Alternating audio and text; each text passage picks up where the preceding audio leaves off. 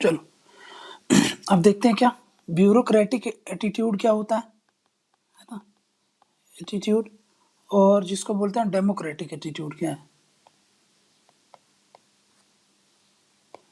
Attitude, और इन दोनों के बीच में रिलेशन क्या होता है ना, इस चीज को समझते हैं। ठीक, एटीट्यूड मतलब क्या बोला मैं, कोई भी ऑब्जेक्ट है ना जिसके प्रति हमारा स्टेट ऑफ माइंड क्या है। ठीक, तो वैसे ही अब ब्यूरोक्रेटिक एटीट्यूड क्या होगा, मतलब यहाँ पे कुछ ऑब्जेक्ट्स होंगे जिनको हम ऑब्जेक्ट को क्या लेंगे, कुछ वैल्यूज होंगी, उन वैल्यूज के प्रति हमारा स्टेट ऑफ माइंड क्या है।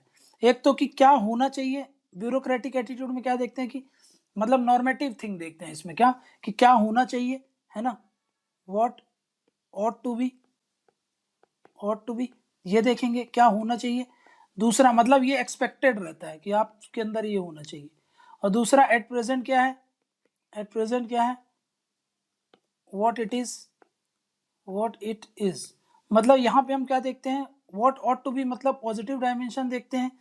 एट प्रेजेंट मतलब जो नेगेटिव चीजें हैं वो देखेंगे है ना, नेगेटिव चीजें जो चल रही हैं वो देखते हैं है ना। तो मतलब दो डायमेंशन हम देखते हैं, ब्यूरोक्रेटिक एटीट्यूड के दो डायमेंशन होते हैं। ये है ब्यूरोक्रेटिक एटीट्यूड है ना, इसके दो डायमेंशन, इसका पॉजिटिव डायमेंशन मतलब जो अच्छी अच्छी चीजें हैं या फिर जो एक आइडियल एक्सपेक्ट किया जाता है वो सब, और एक नेगेटिव चीजें मतलब जैसे करप्शन हो गया है ना, रूल ओरिएंटेड हो गए, ठीक है, इनोवेटिव नहीं होते, सीक्रेसी में काम करते, रेड टेपिज्म वाला, ये सब इसमें आ जाता है। ठीक है, तो ये सब क्या हो जाएगा आपका ब्यूरोक्रेटिक एटीट्यूड। ठीक है ना, फिर उसके बाद हम डेमोक्रेटिक एटीट्यूड देखेंगे, तो और उसके बीच में रिलेशन देख लेंगे फिर। तो अभी यहाँ पे समझो ब्यूरोक्रेटिक एटीट्यूड मतलब समझ में आ गया ना, कुछ ऑब्जेक्ट है, यहाँ पे ऑब्जेक्ट हम क्या ले रहे हैं, वैल्यूज, उनके प्रति किसी एक ब्यूरोक्रेटिक व्यक्ति का क्या मतलब स्टेट ऑफ माइंड होना चाहिए है ना, उसको लेकर के हम देखते हैं कि भाई उसका ब्यूरोक्रेटिक एटीट्यूड कैसा है।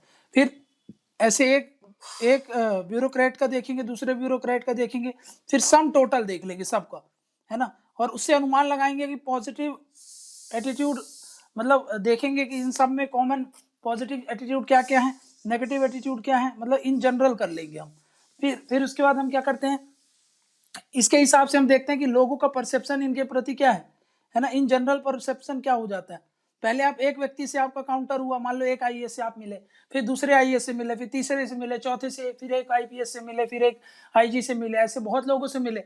सबसे मिलने के बाद आपको ये लगा कि यार सब इन सब के अंदर ना मतलब एक वो होता है एलिटिज्म है ना, इन सब के अंदर मतलब सब रेड टेपिज्म को प्रमोट करते हैं, ये सब क्या होते हैं, सबके सब सीक्रेसी में काम करते हैं, सबके सब करप्ट हैं। तो फिर आपका परसेप्शन क्या हो जाएगा, ब्यूरोक्रेसी के प्रति नेगेटिव परसेप्शन आ जाएगा, समझ में गया।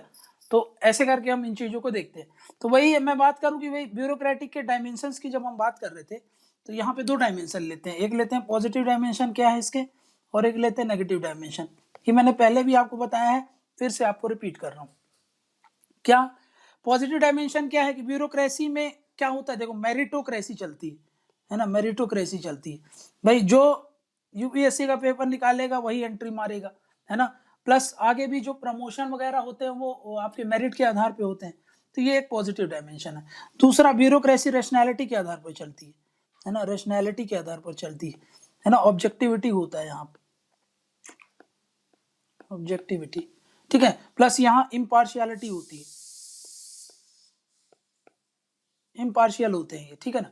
नेक्स्ट क्या है, रूल ओरिएंटेड होते हैं है ना, अपने मन से काम नहीं करते, सब कोड ऑफ कंडक्ट के हिसाब से चलते हैं, ठीक है ना, तो रूल ओरिएंटेड होते हैं। नेक्स्ट क्या है, ऑर्डर बेस्ड होते हैं।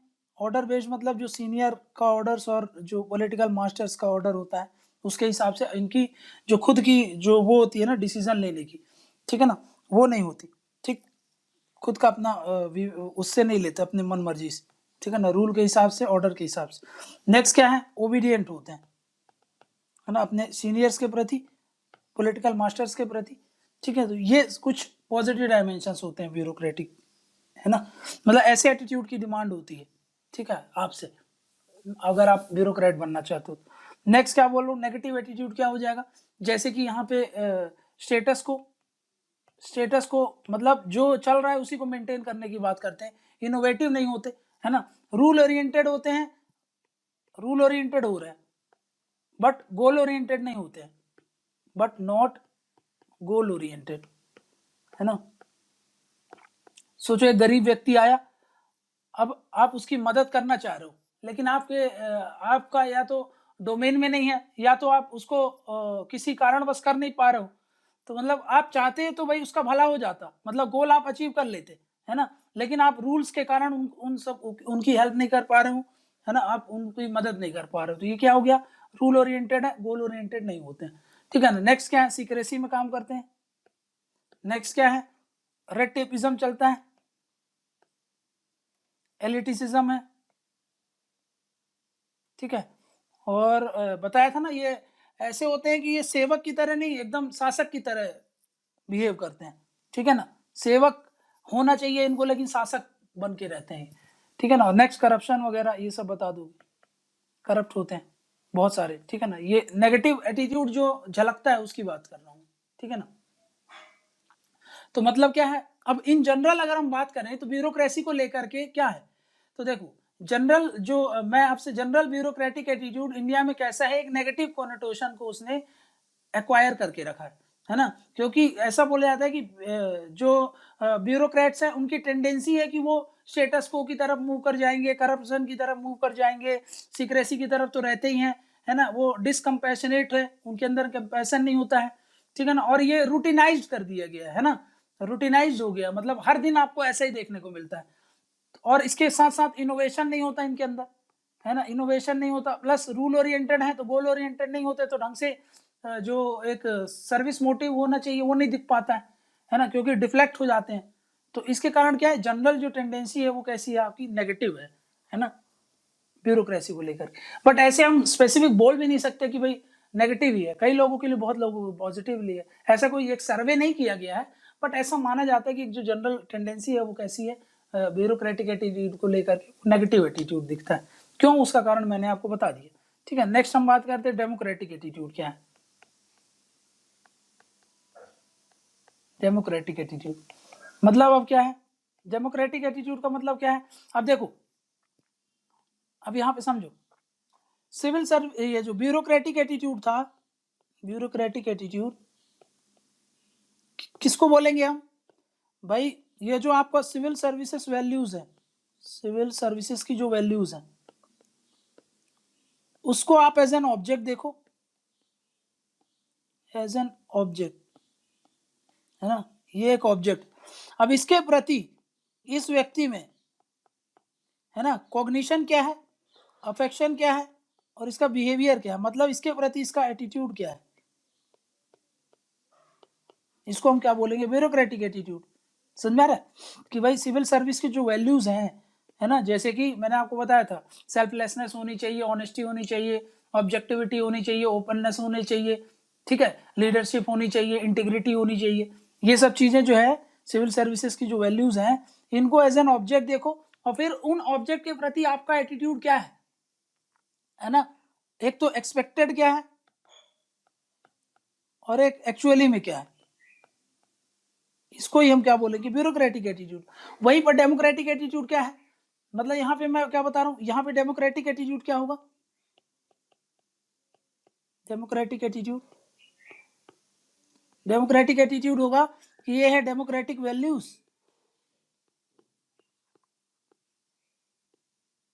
इसको देखो आप एज एन ऑब्जेक्ट,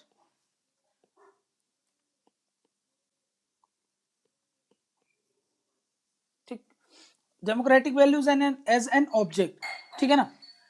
अब डेमोक्रेटिक वैल्यूज कैसे होती हैं, जैसे कि भाई कंपैशन होना चाहिए, प्रो पीपल होना चाहिए, प्रो कल्चर होना चाहिए, ये सब क्या हो जाएंगी, डेमोक्रेटिक वैल्यूज आएंगी ना, लिबर्टी हो, इक्वालिटी हो, फ्रेटर्निटी हो, ठीक, सबको जस्टिस मिले, ये सब क्या है, डेमोक्रेटिक वैल्यूज है ना। सबके राइट्स हो, फ्रीडम ऑफ एक्सप्रेशन हो, ठीक है ना, उसके साथ साथ आपको इक्वालिटी प्रमोट की जाए, ठीक है ना, इक्विटी लानी चाहिए, ठीक है ना, ये सब क्या हो जाएगी, डेमोक्रेटिक वैल्यूज ही तो, मतलब लोगों के लिए, जैसे कि आपको बता दिया मैंने, है ना, इक्वालिटी हो गई, लिबर्टी हो गई, है ना, फ्रीडम हो लोगों को, राइट्स हो लोगों को, ठीक, फिर आपका जस्टिस हो लोगों में, ठीक है ना। फिर आपका कंपैशनेट रूल हो, कंपैशनेट प्रो पीपल रूल हो, है ना, ये सब बोल सकते हो आप। ये सब क्या होंगे, डेमोक्रेटिक वैल्यूज। इन वैल्यूज को एज एन ऑब्जेक्ट देखो, मतलब लिबर्टी देख रहे हो आप, तो लिबर्टी को एक ऑब्जेक्ट समझो कि लिबर्टी एक ऑब्जेक्ट है। अब उस ऑब्जेक्ट के प्रति आपका स्टेट ऑफ माइंड क्या है, मतलब उसके प्रति आपकी नॉलेज क्या है, उसके प्रति आपका इमोशंस क्या है, उसके प्रति आपका पास्ट बिहेवियर जो है वो क्या है ना। तो उसके हिसाब से मतलब हम क्या बोल रहे हैं, उसके प्रति आपका एटीट्यूड क्या है, इसी को हम क्या बोल देंगे, इसको जब हम एज एन ऑब्जेक्ट देखेंगे तो उसको क्या बोलेंगे हम, वो क्या हो जाएगा आपका डेमोक्रेटिक एटीट्यूड, है ना। जैसे liberty, equality, freedom, justice, flexibility, citizen orientation, responsiveness, है ना, ये सब चीजें क्या हो जाएगी। डिफरेंस समझ में आ गया। दोनों में डिफरेंस ये है कि यहाँ पे सिविल सर्विस वैल्यूज को एज एन ऑब्जेक्ट देखते हैं और यहाँ पर हम डेमोक्रेटिक वैल्यूज को एज एन ऑब्जेक्ट देखते हैं। अब बताओ दोनों में बड़ा कौन सा है, सिविल सर्विस वैल्यूज बड़ी होती है, ये सिविल सर्विस वैल्यूज है, ये बड़ी है कि डेमोक्रेटिक वैल्यूज बड़ी है, डेमोक्रेटिक वैल्यूज। तो बताओ इन दोनों में से बड़ा कौन है, तो यार देखो इन दोनों में से ना बड़ा ये है, डेमोक्रेटिक वैल्यूज बड़ा होता है। तो डेमोक्रेटिक वैल्यूज को अगर आप अध्ययन कर रहे हो मतलब आप सिविल सर्विस वैल्यूज को वैसे भी अध्ययन कर रहे हो, है ना। तो मतलब ये याद रख लेना कि ये जो डेमोक्रेटिक एटीट्यूड होता है वो ये वाला बड़ा वाला डायग्राम, और ये जो सिविल सर्विसेज वैल्यूज हैं वो यहाँ पे है। तो मतलब मैं ये बोल सकता हूँ कि बाहर क्या है आपका, ये डेमोक्रेटिक एटीट्यूड है और ये क्या है, ब्यूरोक्रेटिक एटीट्यूड है। समझ में आ गया, ये ऐसा होता है, ठीक है ना। अब देखो अब क्या है, ये जो ब्यूरोक्रेटिक एटीट्यूड होता है, मतलब यहाँ पे क्या है, ब्यूरोक्रेटिक एटीट्यूड, ये प्रमोट करता है किसको, डेमोक्रेटिक एटीट्यूड।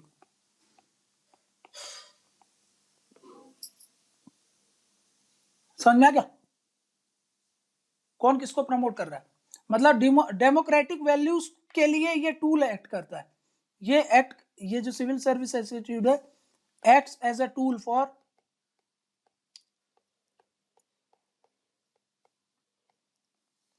मतलब ये एक टूल की तरह काम कर रहा है के लिए, डेमोक्रेटिक वैल्यूज की तरह। समझ में गया, मतलब डेमोक्रेटिक एटीट्यूड्स क्या है, ब्रॉडर है, डेमोक्रेटिक एटीट्यूड क्या है, ब्रॉडर है किससे, ब्यूरोक्रेटिक एटीट्यूड। ठीक है, इसका मतलब ये मैं बोल सकता हूं कि ये जो डेमोक्रेटिक वैल्यूज है या फिर डेमोक्रेटिक एटीट्यूड वो क्या है, मींस नहीं है, ये क्या है, एंड है ना, एंड्स है या फिर गोल है ना, जिसको हमको अचीव करना है किसके माध्यम से, इसके माध्यम से। तो ये यहाँ पे ऐसे समझो कि भाई ये क्या है, ये एंड है, ये गोल है, और ये जो डेमोक्रेटिक एटीट्यूड है, ब्यूरोक्रेटिक एटीट्यूड है, वो क्या है, एक तरीके से मीन्स है, माध्यम है ना, मीन्स है, इसके माध्यम से हम क्या करेंगे, एंड को अचीव करेंगे, मीन्स के माध्यम से हम क्या करेंगे, अचीव करेंगे गोल्स को या फिर एंड को, है ना। तो ये याद रख लेना। तो मतलब क्या है, हमको क्या है, अब देखो कई बार क्या होगा ना, कई बार यहाँ पे कंफ्लिक्ट होगा। देखो ये ब्यूरोक्रेटिक एटीट्यूड है,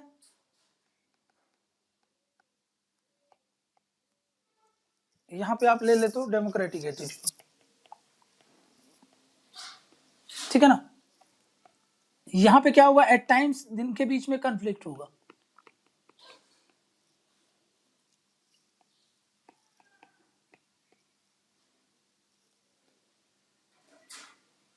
में कंफ्लिक्ट। जैसे कि देखो कई बार क्या होता है, मेरिट है, जैसे मेरिट किसका फीचर होता है और ऑब्जेक्टिविटी किसका फीचर होता है, ऑब्जेक्टिविटी, ये ब्यूरोक्रेटिक एटीट्यूड का है ना, ब्यूरोक्रेटिक एटीट्यूड का फीचर होता है ना। लेकिन कई बार क्या होता है, मेरिट और ऑब्जेक्टिविटी ये टकराती काहे से, कंपैशन से। कई बार आपके अंदर किसी व्यक्ति को लेकर के कंपैशन आ जाता है ना, कंपैशन, ब्यूरोक्रेसी, डेमोक्रेसी क्या बोलती है, आपको कंपैशनेट होना चाहिए, है ना, आपको कंपैशन के आधार पर भी काम करना चाहिए। लेकिन मान लो कि आप कंपैशन तो दिखा रहे हो, लेकिन उस समय आपका मेरिट और ऑब्जेक्टिविटी के आधार पर आप वो डिसीजन ले ही नहीं पा रहे हो, तो फिर कंफ्लिक्ट हो गया ना। ब्यूरोक्रेटिक एटीट्यूड क्या बोल रहा है आपको कि भाई आपको मेरिट के आधार पर और ऑब्जेक्टिविटी के आधार पर डिसीजन लेना है।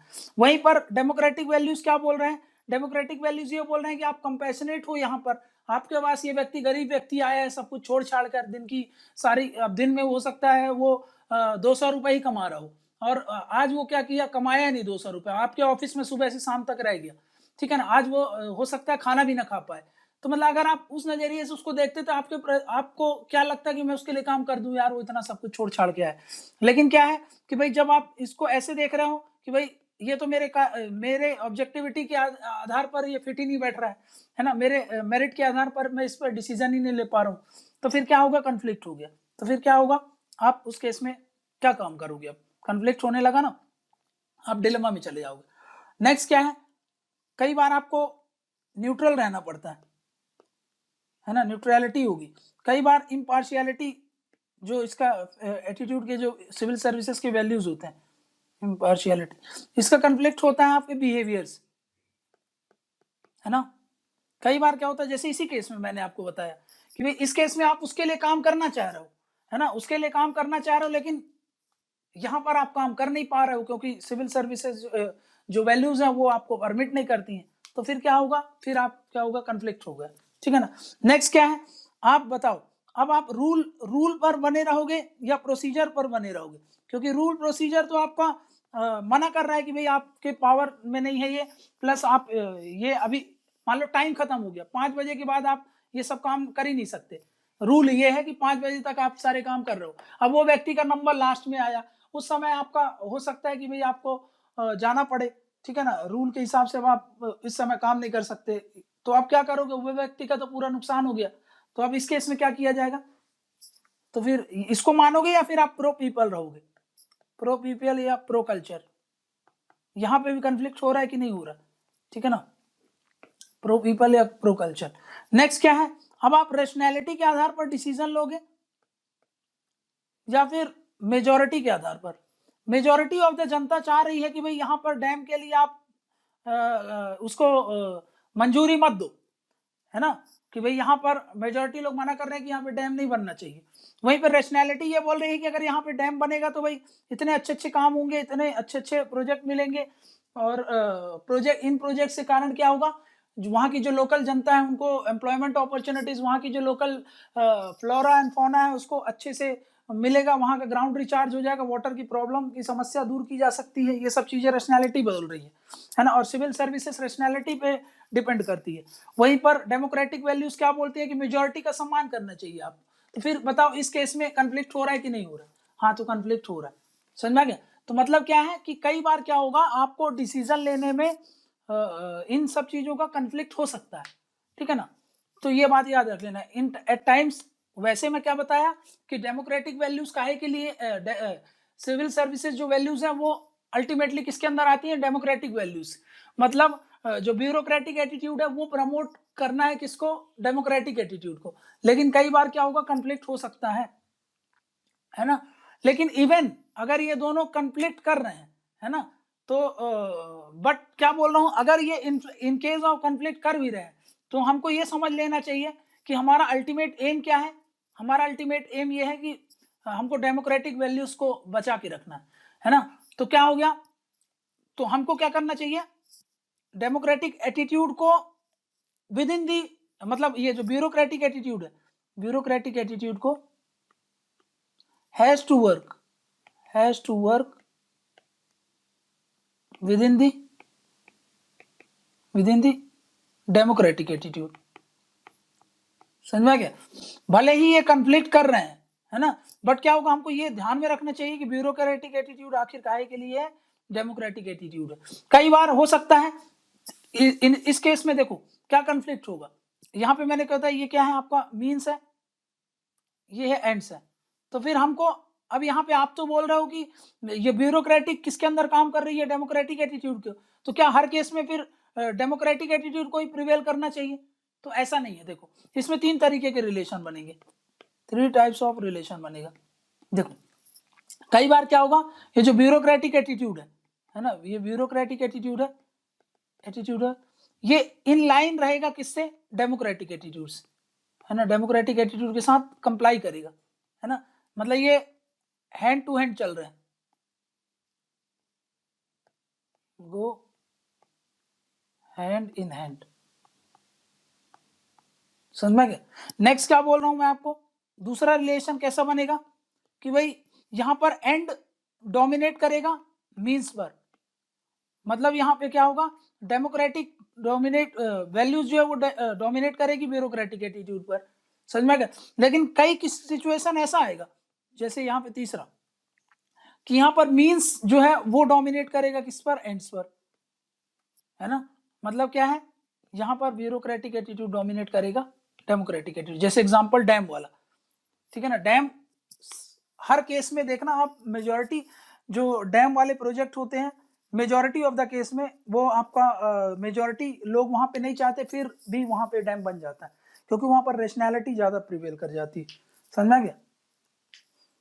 ठीक है ना। तो मतलब हमको क्या करना है, इनका जो रिलेशन है उसको, रिलेशन को कैसा देखना है, ये जो रिलेशन है ना इसको हमको प्रोस्पेक्टिव रिलेशन की तरह देखना है, has to look as N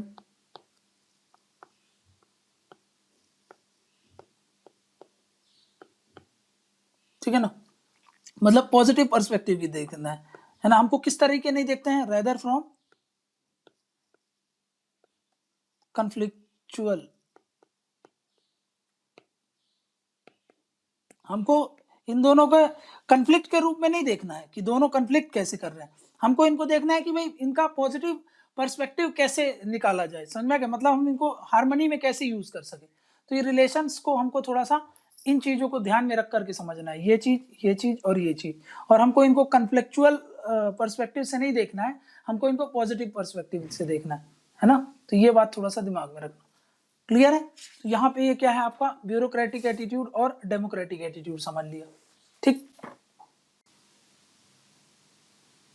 एक चीज ये समझ लो, अभी मैंने क्या बताया, डेमोक्रेटिक वैल्यूज और सिविल सर्विसेज वैल्यूज का जो अभी मैंने आपको समझाया, उसमें एक चीज ये डायग्राम याद रखना आप। सिविल सर्विसेज जब वैल्यूज समझोगे ना, सिविल सर्विसेज की जब वैल्यूज हम पढ़ते हैं तो उसमें एक डायग्राम रट लो आप, ठीक है ना। ये डायग्राम बहुत इंपॉर्टेंट है। ये है पीपल, मतलब लोग होते हैं, एंड डेमोक्रेटिक एटीट्यूड, दोनों के बीच में डेमोक्रेटिक एटीट्यूड,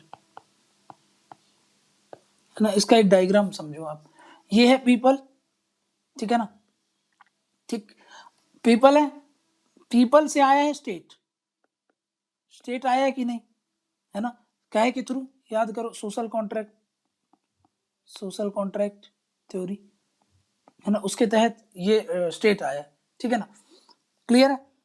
फिर पीपल्स के द्वारा ही आपका क्या आया है, कॉन्स्टिट्यूशन आया है ना, कॉन्स्टिट्यूशन आया ना। पीपल्स, याद करो, we the people of India, है ना। मतलब पीपल के द्वारा कौन थे, रिप्रेजेंटेटिव्स थे, उनके उन रिप्रेजेंटेटिव्स के द्वारा क्या है, कॉन्स्टिट्यूशन आया। ठीक। अब देखो, ये जो कॉन्स्टिट्यूशन है, कॉन्स्टिट्यूशन क्या देती है, कॉन्स्टिट्यूशनल वैल्यूज देती है, कॉन्स्टिट्यूशनल वैल्यूज देती है। समझा क्या? इन कॉन्स्टिट्यूशनल वैल्यूज से क्या होता है, इन कॉन्स्टिट्यूशनल वैल्यूज से चलती है आपका स्टेट, है ना। ये कॉन्स्टिट्यूशनल वैल्यूज है जो रन करता है आपका स्टेट को, है ना। ठीक है ना। समझ में आ गया? ये जो कॉन्स्टिट्यूशनल वैल्यूज है, इन्हीं से आपका जो स्टेट होता है वो चलता है। ये स्टेट क्या करता है, स्टेट यहां पे समझना, एक ये है ब्यूरोक्रेसी, ये स्टेट थ्रू,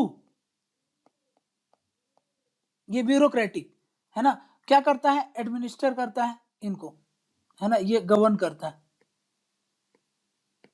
ठीक है, लोगों को, ठीक है ना। प्लस ये स्टेट जो है कॉन्स्टिट्यूशन को भी, याद करो, क्या कर सकता है, मोल्ड कर सकता है, चेंज कर सकता है ना, चेंज अकॉर्डिंग टू टाइम या फिर रेलेवेंसी उस समय। इसका एग्जांपल क्या है, जो कॉन्स्टिट्यूशनल अमेंडमेंट करती है सरकार, है ना। मतलब स्टेट को ये अधिकार है ना, पार्लियामेंट ही करती है ये, कि टाइम टू टाइम जब जरूरत है तो क्या कर सकती है, उसको चेंज कर सकती है। यहाँ पे ब्यूरोक्रेटिक, यहाँ पे स्टेट काहे की मदद से, ब्यूरोक्रेसी की मदद से क्या करती है, गवर्न करती है पीपल को। सुनना क्या? ठीक है ना। देखो, कॉन्स्टिट्यूशनल मोरल, जो कॉन्स्टिट्यूशनल वैल्यूज है, है ना, जिनसे क्या होता है, स्टेट चलती है। इसलिए मैं क्या बोल सकता हूँ, इसको कॉन्स्टिट्यूशनल मोरालिटी बोलता हूँ, कॉन्स्टिट्यूशनल मोरालिटी, है ना। ये जो कॉन्स्टिट्यूशनल मोरालिटी है, इसको ध्यान में रख करके ये भी चल रही है, स्टेट भी चल रही है, और इसको ध्यान में रख करके आपकी ब्यूरोक्रेसी भी चल रही है। समझ में गया? ठीक है, क्लियर है ना। और एक चीज यहाँ पर कॉन्स्टिट्यूशनल मोरालिटी के अंदर ही यहाँ पे आपका क्या आ जाएगा, इसके अंदर एक छोटी चीज रहेगी जिसको हम बोलते हैं सिविल सर्विसेज वैल्यूज। ठीक, मतलब देखो अब ये क्या है, कॉन्स्टिट्यूशन क्या है, काहे से बना हुआ है, लोगों से बना हुआ है। और कॉन्स्टिट्यूशन क्या देता है आपका, कॉन्स्टिट्यूशनल मोरालिटी। तो एक चीज मैं ये भी बोल सकता हूँ ना, ये जो कॉन्स्टिट्यूशन जो बना है लोगों से, मतलब कॉन्स्टिट्यूशन में क्या चीजें होंगी, इसमें हैज, इसमें क्या चीज होती है, तो इसमें होती है क्या, इसमें होगी आपकी जिसको हम बोलते हैं डेमोक्रेटिक वैल्यूज।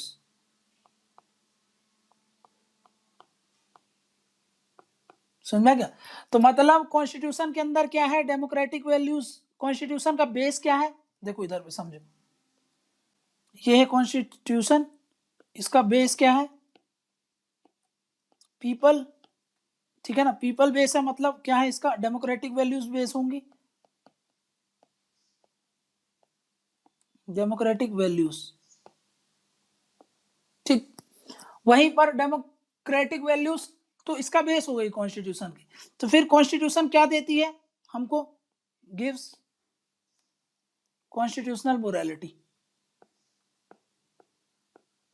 हमको क्या देती है, कॉन्स्टिट्यूशनल मोरालिटी। इस कॉन्स्टिट्यूशनल मोरालिटी से क्या होती है, रन करती है कौन, रन्स कौन, जिसको हम बोलते हैं एक तो गवर्नमेंट, गवर्नमेंट भी इन्हीं के आधार पर चलती है। दूसरा जो होती है गवर्नमेंट का पार्ट जो होता है जिसको हम बोलते हैं ब्यूरोक्रेसी। ठीक है ना, तो ये कॉन्स्टिट्यूशनल मोरालिटी के आधार पर ही ये चलती है।